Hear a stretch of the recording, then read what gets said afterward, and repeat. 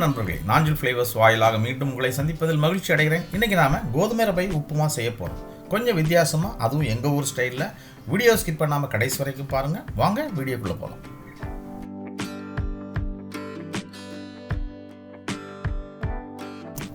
முதல்ல நாம் தேவையான பொருட்களை பார்க்கலாம்.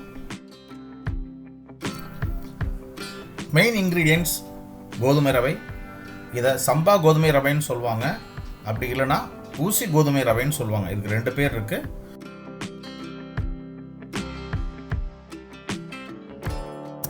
கோதுமை ரவை 2 கப், தண்ணீர் 4 கப்,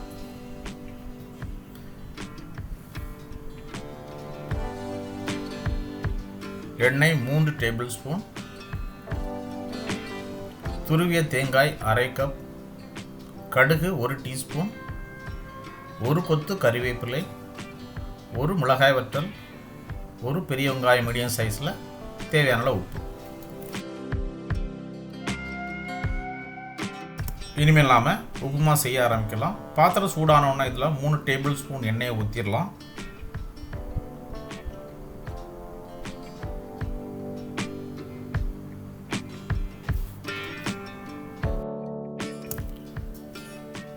எண்ணெய் சூடானதும் இதில் 1 டீஸ்பூன் கடுகு சேர்த்துடலாம். கடுகு பொரிய ஆரம்பித்தோன்னா 1 கொத்து கருவேப்பிலையை சேர்த்துடலாம். கருவேப்பிலை எண்ணெயில் நல்லா வெந்ததும் இது கூடயே நாம் எடுத்து வச்சுருக்க 1 மிளகாய் வத்தலை இதே மாதிரி பிச்சு இது கூட சேர்த்துடலாம். மிளகாய் வத்தலை எண்ணெயில் நல்லா மிக்ஸ் பண்ணி கொடுத்துடலாம். அடுத்ததாக பெரிய வெங்காயத்தை இதே மாதிரி ஸ்லைஸ் பண்ணி சேர்த்துடலாம்.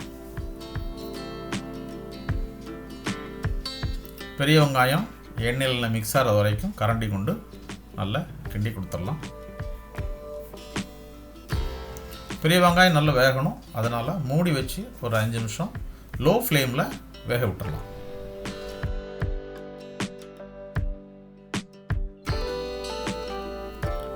வெங்காயம் ஓரளவு வெந்துருச்சு. நல்லா மசிய தேவையில்லை, நல்லா வெந்திருந்தால் போதும். அடுத்ததாக நாம் எடுத்து வச்சுருந்த தண்ணி இதில் ஊற்றிடலாம்.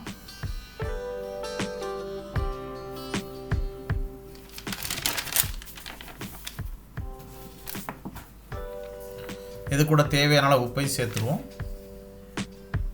அடுத்ததாக இது கூடயே நாம் எடுத்து வச்சுருந்த துருவிய தேங்காயையும் சேர்த்துடலாம். கரண்டி கொண்டு நல்லா மிக்ஸ் பண்ணி கொடுத்துட்டு மறுபடியும் பாத்திரத்தை மூடி வச்சு தண்ணியை நல்லா கொதிக்க விட்டுடலாம். தண்ணி கொதிக்கிறதுக்கு ஒரு 5 நிமிஷம் ஆகும்.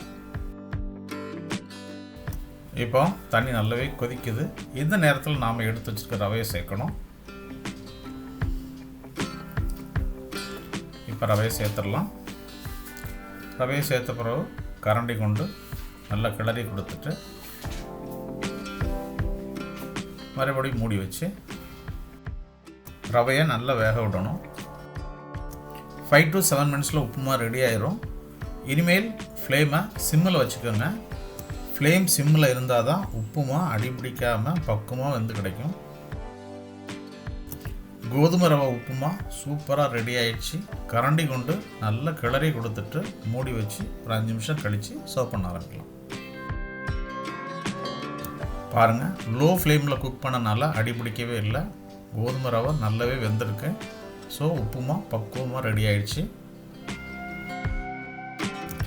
நீங்கள் உங்கள் வீட்டில் கோதுமை ரவை உப்புமாவை இதே மாதிரி செஞ்சு பாருங்கள், ரொம்பவே ருசியாக இருக்கும். இந்த வீடியோ உங்களுக்கு பிடிச்சிருந்தா கண்டிப்பாக மறக்காமல் லைக் பண்ணுங்கள், ஷேர் பண்ணுங்கள். இந்த சேனலுக்கு நீங்கள் புதிய நண்பராக இருந்தால் மறக்காமல் சப்ஸ்கிரைப் பண்ணுங்கள். சிக்கன் சேர்த்து ரவை பிரியாணி செய்கிறது எப்படிங்கிற வீடியோவை ஏற்கனவே போஸ்ட் பண்ணியிருக்கேன். அதோட லிங்கை டிஸ்கிரிப்ஷன் பாக்ஸில் கொடுத்துருக்கேன், மறக்காமல் அந்த வீடியோவையும் பாருங்கள். இப்போது அருமையான சுவையான சத்தான கோதுமை ரவை உப்புமா சாப்பிட்றதுக்கு ரெடியாக இருக்குது. இன்றைக்கி நாம் சுவையான சத்தான கோதுமை ரவை உப்புமா செய்வது எப்படின்னு பார்த்தோம். மீண்டும் ஒரு பயனுள்ள சமையல் குறிப்போடு உங்களை வந்து சந்திக்கிறேன். நன்றி, வணக்கம்.